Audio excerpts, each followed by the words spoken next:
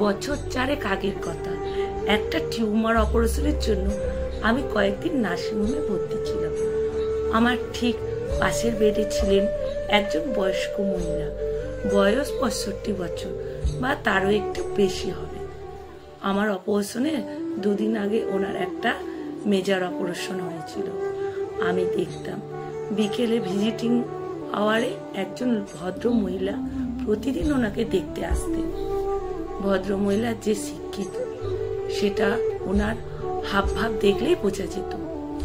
কথাবার্তা চালচলনও বেশ মার্জিত। উনি এসে খানিকক্ষণ বসতেন, 2-1 কথাবার্তা বলেই আবার চলে যেতেন। যাবার সময় একটা বলে যেতেন, মা একদম চিন্তা করবে না, তুমি ঠিক সুস্থ হয়ে যাবে। মা বলে সম্বোধন করতে বুঝে গিয়েছিলাম উনি বয়স্ক মহিলার মেয়ে, তবে মেয়েটি অবিবাহিত। নিজের মেয়ে ছাড়া ওনাকে দেখতে আসতেন ওনার একমাত্র ছেলের সঙ্গে বৌমা। সেটা জানতে পেরেছিলাম ওনার ছেলের কথাবার্তা থেকে। নিশ্চিত হওয়ার জন্য তবুও আমি জিজ্ঞেস করছিলাম, আপনার মা নিশ্চয়? ভদ্রলোক উত্তরে জানিয়েছিলেন, হ্যাঁ আমার মা। আমি আর ওই বয়স্ক ভদ্রমহিলা একই দিনে ছুটি পেয়েছিলাম নার্সিংহোম থেকে। যেদিন ডিসচার্জ হলো তার ঠিক আগের দিন বিকেলে ভিজিটিং আওয়ার শেষ হয়ে যাবার পর আমি বেডে বসে আছি। ওই বয়স্ক ভদ্রমহিলার মেয়ে ওনার সাথে দেখা করে চলে গেল তখন। তারপর উনি উঠে বসে আমার সাথে গল্প জুড়লেন। ওই কয়েকদিনে ওনার সাথে বেশ ভাব জমে গিয়েছিল আমার। কথার প্রসঙ্গে জিজ্ঞেস করলেই ফেললাম, মাসিমা আপনার মেয়ে তো আপনাকে নিয়ে খুব চিন্তা করে দেখি। প্রতিদিন এসে মাথায় হাত বুলিয়ে দেয়, পাশে বসে কথা বলে। যতই হোক নিজের মা তো। আপনার মেয়ে কি চাকরি বাকরি করে? ও কলেজে পড়ায়। কলেজ থেকে ফেরার পথে আমার সাথে দেখা করে যায়। রোজ আসতে বারণ করি তবুও আসে। দেখেই বুঝতে পেরেছি উনি চাকরি করেন। আপনার মেয়ে কলেজের প্রফেসর, এটা আপনার গর্ব।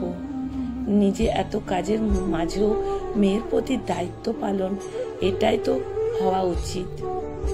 ছেলে মেয়েরা বাবা মায়ের জন্য করবে না তো অন্য কেউ করবে? সত্যি কথা বলতেও আমার নিজের মেয়ে না হলেও নিজের মেয়ের থেকেও বেশি। হয়তো ওকে পেটে ধরিনি, কিন্তু আমি ওর কাছে ওর মা। কথাটা শুনে আমি একটু অবাক হলাম। নিজের মেয়ে নয় তবু এত টান? নিজের মেয়ে না ঠিক বুঝলাম না মাসিমা। যাকে তুমি আমার মেয়ে বলছো ও হলো আমার ছেলের প্রথম স্ত্রী। ডিভোর্স হয়ে গেছে অনেক বছর আগে। প্রেম করে বিয়ে করেছিল।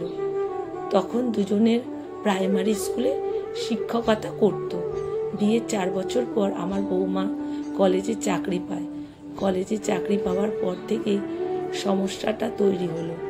ছেলের মাথা বিগড়ে গেল ওর কলেজের চাকরি পাওয়াতে। ছেলে যেহেতু প্রাইমারি স্কুলে চাকরি করে তাই কিছুতেই মানতে পারেনি।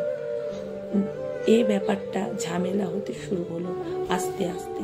তারপর এমন জায়গায় পৌঁছলো শেষ পর্যন্ত ডিভোর্স হয়ে গেল। বৌমা চেয়েছিল সম্পর্কটা টিকিয়ে রাখতে। আমার ছেলে কিছুতেই রাজি হলো না। 7 বছরের প্রেম, 5 বছরের বিবাহিত জীবন সব শেষ হয়ে গেল।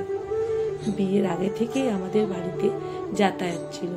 ওর তো ছোট থেকেই মা বাবা নেই, আমাকেই মা বলে ডাকে। ডিভোর্স হবার আগে আমার ছেলেকে অনেক বুঝিয়েছি। ওই কি যেন তোমরা বলো ইগো, ওই ইগোই শেষ করে দিল সব। বৌমা কিন্তু খুব ভালোবাসতো আমার ছেলেকে। আমিও কেঁদেছিলাম খুব, কিন্তু তা আর থাকলো কোথায়। যেদিন ডিভোর্স হয়ে গেল মলিকে জড়িয়ে খুব কেঁদেছিলাম সেদিন। আমি কখনোই ওকে বৌমা বলে ডাকিনি। ওর নাম মলি, ওকে নাম ধরেই ডাকি। সেদিন মলি অবশ্য একটা কথা বলেছিল, তোমার ছেলের সাথে ডিভোর্স হয়ে গেল, তোমার সাথে আমার সম্পর্ক শেষ হচ্ছে না। আমি তোমাকে মা বলে ডেকেছি, তাই তুমি আমার কাছে আমার মা হয়েই থাকবে। ডিভোর্স হওয়ার বছর 2 পর ছেলে আবার বিয়ে করে দেখাশোনা করে, কিন্তু মলি আর বিয়ে করেনি। আমি অনেক বলেছি আবার বিয়ে করার জন্য। ও আর বিয়েই করলো না।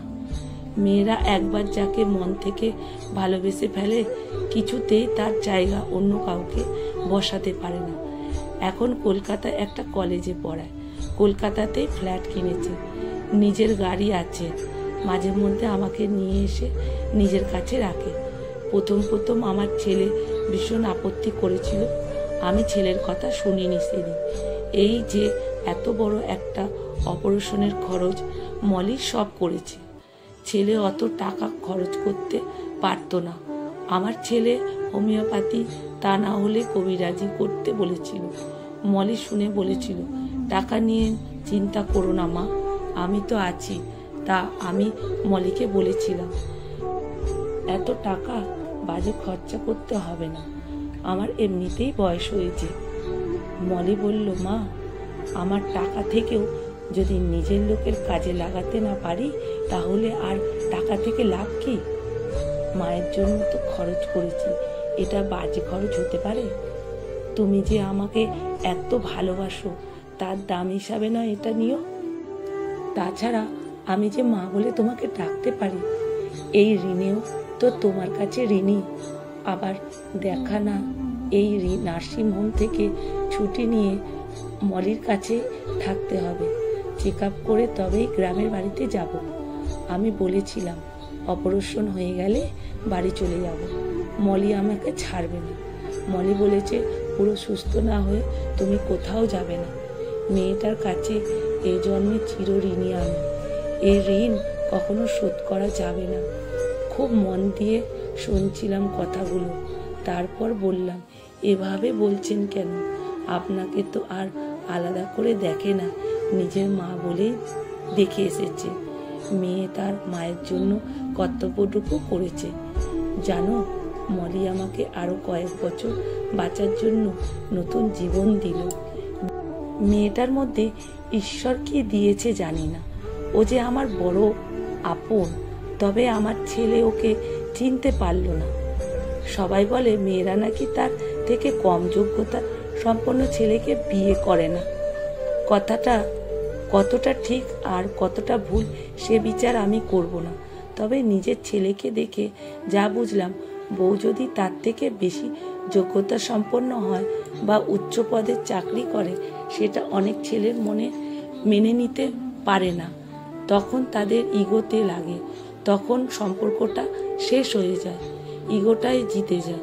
তবে মলির এই ঋণ আমি কখনোই ভুলে যেতে পারবো না। সমাপ্ত। কলমে সরজিৎ ঘোষ, গল্প ঋণী, পাঠে অনিতা ভট্টাচার্য। ভিডিওটা ভালো লাগলে বন্ধুরা প্রচুর শেয়ার